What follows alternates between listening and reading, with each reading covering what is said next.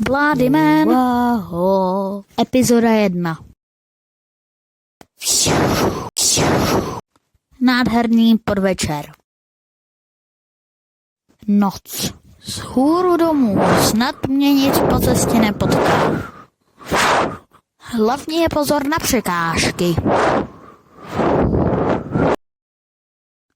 Ahoj, já jsem Bloody Man. Chytám zlého Hoodyho. Jdem se podívat. To je nádherný podvečer, čas někoho vykrást.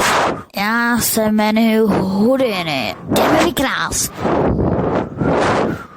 Naval všechny peníze. To ne, Vladimene, pomoc. Nikdo ti nepomůže, Už ti jdu na pomoc. Ne.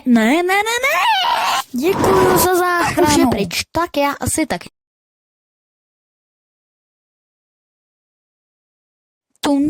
Konec.